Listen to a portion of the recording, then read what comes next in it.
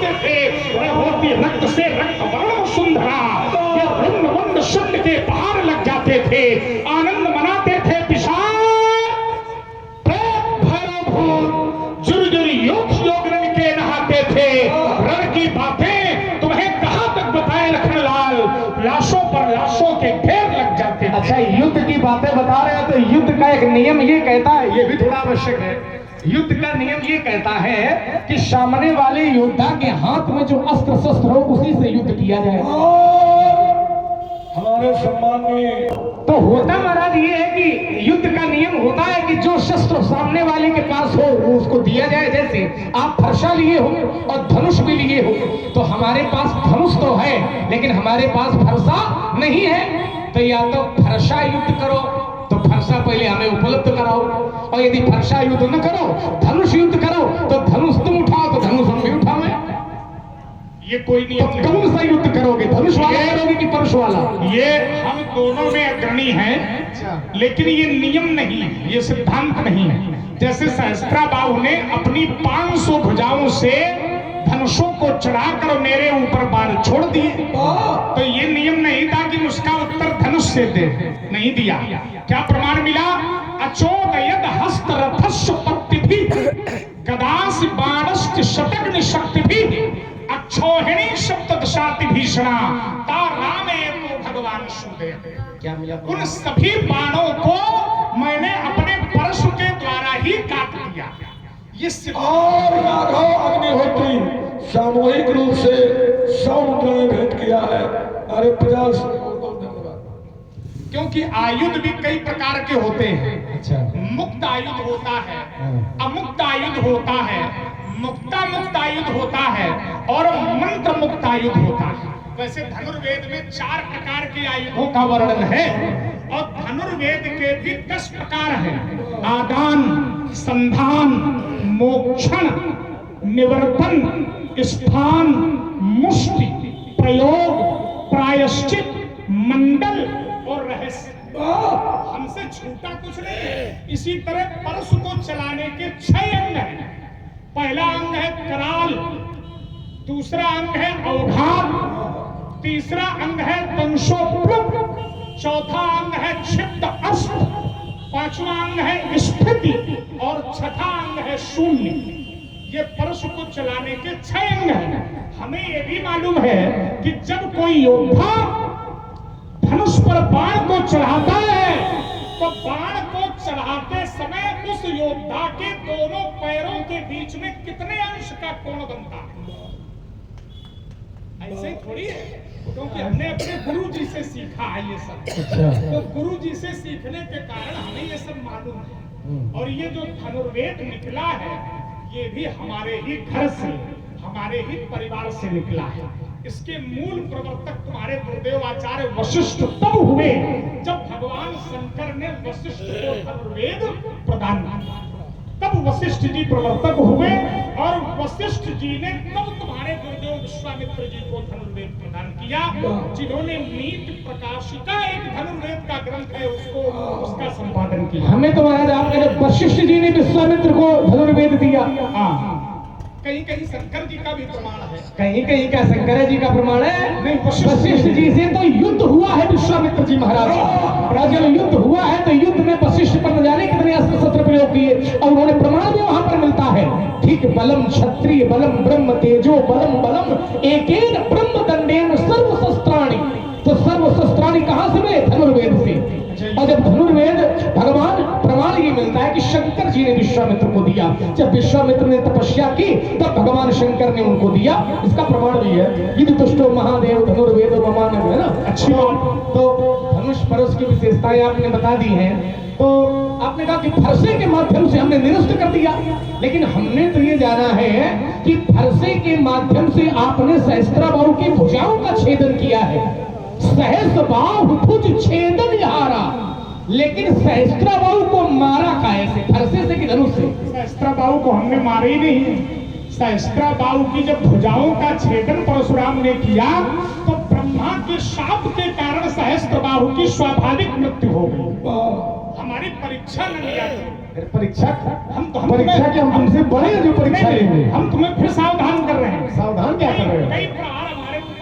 उपकार नहीं। हम चूंकि हमारे गुरु जी ने हमें ये बताया कि परशुराम ने सहस्त्राबाहु को फरसे से नहीं बल्कि इसी धनुष से मारा था जो आज टूट गया है। नहीं, ये नहीं। दैनिक दिन सुद्वारम ही निक्षत्रा पृथ्वी कृता सहस्त्रबाहु निर्हता सुपितृघात कारणात्। इसलिए हमारे जीवन दर्शन को जानो, जीवन की विधा को जानो। एक शैली है, पंथ है। हमारा जो पंथ है वो सामान्य नहीं है, वो कठिन है। तो कम करो और आवाज बढ़ाओ इसकी, है ना। 82 की स्थिति देखो क्या हो गई। तो हमारा जीवन दर्शन एक विधा, एक शैली है। जो पंथ है वो कठिन है। मैं कठिन पंथ का पथिक लड़ा, मैं कठिन पंथ का पथिक लड़ा, करतानित झंझावातों से, करतानित झंझावातों से ये प्राकृतिक प्रकोपना डरा सके हमको अपने आघातों से, हमको अपने आघातों से। मैं चला जहां मैं जिस पथी पर,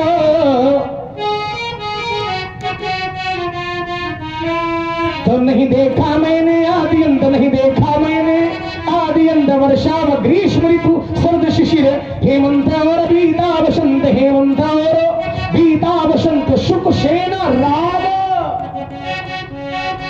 और दुख सेना द्वेष, तो हो गया पृथक जगन्नाथों से। मैं कठिन बंध का पथिक लड़ा, करतानित झंझावातों से। मैं बिरल पथकारा ही हूँ, मैं बिरल पथकारा ही हूँ। मुझको रुकना स्वीकार नहीं, मैं स्वाभिमान का प्रबल समर्थक। मुझको झुकना स्वीकार नहीं। ईमान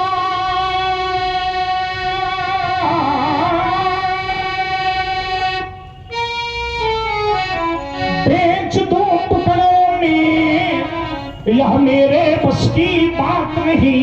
यह जीवन मेरा दास बना, पर मैं जीवन का दास नहीं। मेरे जीवन में लखनलाल कितनी बाधाएं टकराई, ये विघ्न व्यूह निकले मगर पर कभी निराशा ना आई। कंटका की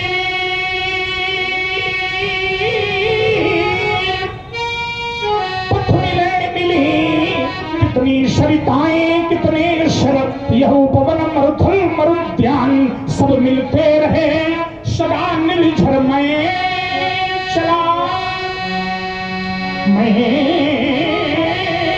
चला अबाध निरंतर ही, रुक करके मानी हार नहीं। मैं अविरल पथकारा ही हूँ, मुझको रुकना स्वीकार नहीं। रुकना स्वीकार नहीं है तो आप उसी पथ पर बढ़ते चले, तो तुम उसी पंथ पर बढ़े चलो,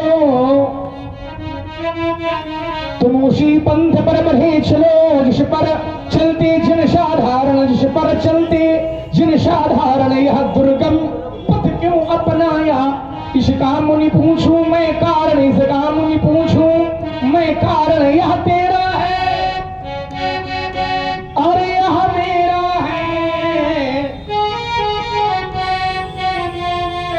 यही तो लड़ाई है कि मेरा है ये तेरा है, इसी को दूर करना पड़ेगा। एक निवेदन है कमेटी का, समिति का, कि जो रोड में आप लोग खड़े हैं और वाहन भी आ रहे हैं, इधर आगे बहुत जगह खाली पड़ी है, तो यहाँ बैठ जाइए, यहाँ बैठ जाइए, क्योंकि ऐसे ही भीड़ में एक्सीडेंट हो जाते हैं।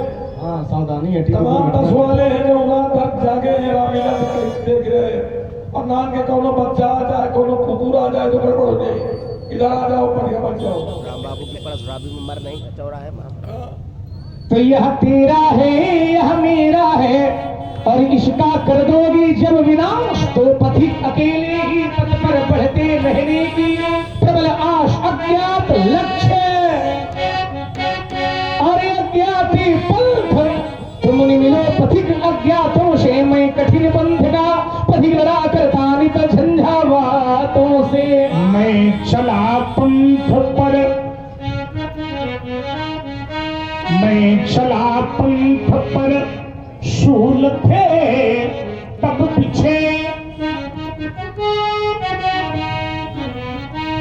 मैं चला पंथ पर, शूल थे तब बिछे मैं निकल जब बड़ा फूल खिलने लगे। मैं चला पंथ पर, मैं चला पंथ पर, सूर्य जब से चला, गति बदलती नहीं, पाँव बदले नहीं। नाचता था महाकाल विकराल पर, नष्ट संस्कृति हुई थी पदाघात से। व्योम था जल रहा व्योम था जल रहा, मेघ तड़पे बहुत, बिजलियों के कसैले कसाघात से। बात चुनौती प्रलय की बढ़ा मैं अगर, तो यह डगर भी सकुच कर सिमटने लगी, सिमटने लगी। मैं पथिक वह नहीं, मैं पथिक वह नहीं, मैं पथिक वह नहीं, पथ जिसे खा गया। मैं पथिक वह नहीं, पथ जिसे खा गया। ढूंढने से चरण चिन्ह मिलते नहीं। मैं चला, मैं चला, मैं चला, मैं चला पंथ पर, शूल थे तब बिछे मैं निकल जब बड़ा फूल खिलने। चलने की बात आप करते महाराज, चाहे जो जितना चलने वाला हो, लेकिन एक ना एक दिन उस चलने वाले को भी रुकना। श्वास आज चल रही है, कब रुक जाए कोई भरोसा नहीं। पंच महाभूतों से मिलकर के शरीर बनता है, क्षिति जल पावक गगन शरीरा, और पंच रचित अति अधम शरीरा। लेकिन शरीर का महत्व तब तक है जब तक ईश्वर का अंश विद्यमान है। आत्मा चली गई, शरीर का अस्तित्व समाप्त। जी बिनु देह नदी बिनु वारी, तो तैसे नाथ पुरुष बिनु। बिना आत्मा के शरीर का कोई महत्व नहीं। आत्मा चली गई, शरीर की मृत्यु हो गई। हमारी चिता पृथ्वी पर बनाई गई तो पृथ्वी ने अपना भाग ले लिया। आकाश के नीचे बनाई गई तो आकाश ने अपना भाग ले लिया। और चिता में लगा दी गई आग, आग ने अपना भाग ले लिया। आग कभी भी बिना हवा के लग नहीं सकती है, तो हवा अपना भाग ले लेती है। और बची राख, राख को लोग गंगा यमुना में बहा देते हैं, तो जल तत्व तो अपना भाग ले लेता। बचा क्या? कुछ नहीं, ना कुछ लेकर आया है और ना कुछ लेकर। यदि जाने वाला है तो भगवान का लिया गया नाम और हमारे द्वारा किया गया काम माने कर्म ही हमारे साथ जाएगा। इसकी अतिरिक्त कुछ जाने वाला। वो कवि कहता है यह मुट्ठी बांधे आया जग में और खोले खोले जाएगा तो उड़ जाएगा। श्वास का पंछी तब पिंजरा खाली रह जाएगा। यह दाने दीन चबाने वाले उसी घाट पर जाते हैं और स्वर्ण भस्म के खाने वाले उसी घाट। चाहे जितना बड़ा धनवान हो और चाहे जितना निर्धन हो, लेकिन अंत में वहां जाना पड़ता। कहां? प्यास लगती है तब पनघट की याद आती है, लाज लगती है तब घूंघट की याद आती है, किंतु जिंदगानी जब घटती है तो फिर मरघट की याद। वहां सबको जाना पड़ेगा। हमने जो कमाया है जीवन में, मकान दुकान, मकान दुकान सब यही रह जाएगा। ये कोठी बंगले खड़े के खड़े रह गए और हर नगीने जड़े के जड़े रह गए। अंत में लखपति को न ढेला मिला और हंस जब जब उड़ा तब अकेला उड़ा। न ही राजा रहा और न ही रानी रही, पर ये कहने को केवल कहानी रही। न ही राजा रहा और न ही रानी रही, ना बुढ़ापा रहा ना जवानी रही। तो क्यों ना हम अपनी कहानी को भगवान के चरित्र से जोड़ दें, तो हमारी कहानी भी अमर हो जाए। मन से प्रकट, व्यास जी, मन से प्रकट और मुख से निर्गत उक्ति को हम कथन कहते हैं। क्या बात है। मैं गीत पर तर्क नहीं करता, लेकिन कथन पर अपना तर्क रख सकता हूँ। तुमने कहा चिता लगाई जाती है भूमि पर, भूमि अपना भाग ले लेती है, अग्नि लगा दी जाती है, अग्नि अपना भाग ले लेता है, आकाश के नीचे लगती है तो आकाश अपना भाग ले लेता है, वायु के बिना आग लग नहीं सकती तो वायु अपना भाग ले लेता है, और जब बचती है राख तो राख को हम जल में बहा देते हैं तो जल तत्व अपना भाग ले लेता है। यहाँ पर एक छोटी सी बात यह है कि जब राख बची, राख और जल तत्व में बहा दी गई तो राख से जल तत्व अपना भाग कैसे ग्रहण करता है? क्योंकि राख में तो जल तत्व है नहीं, जल तत्व होता है शरीर में ना कि राख में, तो राख से जल अपने तत्व को कैसे ग्रहण करता है? ये बात समाज के चिंतन के लिए है। इसलिए मेरा जीवन शंकर जी के चरणों में, व्यास जी कुछ कहना कुछ नहीं, हमारी बउआ की संगति हो जाए जरा। मानव जीवन में बउआ की संगति करो। मानव जीवन में संघर्ष वो भी पता है आपको? योग्य है। आत्मा वही जायते पुत्रा। अरे हम उसको पहले व्यास व्यास का पुत्र कहने में बउआ भले ही हो, लेकिन वो किसी सुखदेव से कम नहीं होता है। बताइए सुखदेव, है ना? व्यास के पुत्र की व्यास से अधिक महिमा गाई गई। परमहंस अगर कोई माना गया है परमहंस, व्यास को व्यास जी किसी ने परमहंस नहीं कहा, लेकिन सुखदेव को सबने परमहंस के रूप में स्वीकार किया है। तो व्यास से अधिक व्यास के पुत्र की महिमा, इसलिए हमारा साथ होगा। मानव जीवन में संघर्ष की बहुत बड़ी भूमिका है और प्रत्येक मनुष्य को संघर्ष करना चाहिए, लेकिन संघर्ष से अधिक सत्संग की महिमा। अगर सत्संग करोगे तो विवेक प्राप्त होगा, बिन सत्संग विवेक ना होई, परमात्मा की कृपा के बिना वो भी प्राप्त नहीं होता है। हमारी इसी धरती के, जिस जनपद में मैं खड़ा हूँ, इसी धरती के कवि हुए संत जिनका नाम था श्री पथिक जी महाराज, और पथिक जी ने अपने उद्गार पथिकोद्गार के रूप में व्यक्त किए हैं। एक उद्गार शंकर जी के चरणों में समर्पित है। आचार्य कहते हैं, क्या कहते हैं? जग में सत्संग बिना मानो सती गति मति पाना, क्या जाने। क्या बात है, धन्यवाद। जग में सत्संग बिना मानो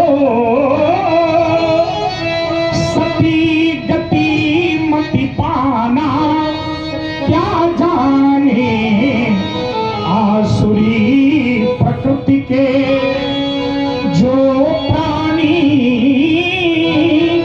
वो सत्संग में आना, क्या जाने जग में सत्संग। आचार्य ने कहा, जीवन में जितने दुख दिखते सब निज कर्मों के द्वारा ही, पर जिनमें इतना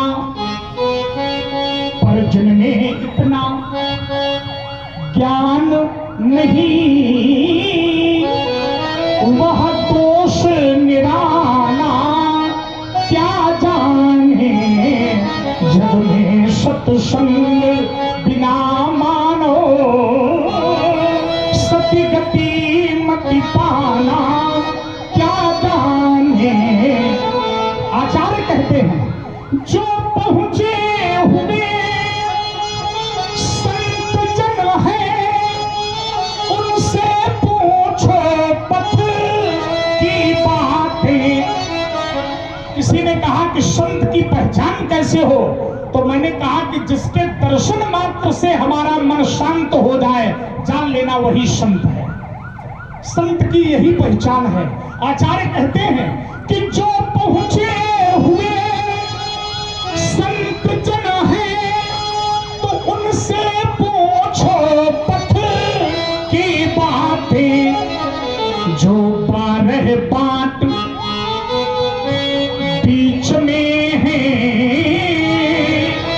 वो राह दिखाना, क्या जाने जग में सत्संग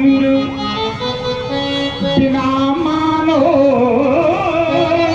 सती गति मति पाना क्या जाने। अगर उन्नति चाहते हो तो उन्नति का एक ही साधन है और वो है सेवा। सेवा सेवा अगर चाहते हो, अगर उन्नति चाहते हो तो सेवा करना सीख लो। और सामान्य सा सूत्र है, समाज के प्रत्येक व्यक्ति के मन में होगा, हृदय में होगा, अभिवादनशीलस्य नित्यं वृद्धोपसेविनः तो चत्वारि तस्य वर्धन्ते आयुर्विद्या यशोबलम्।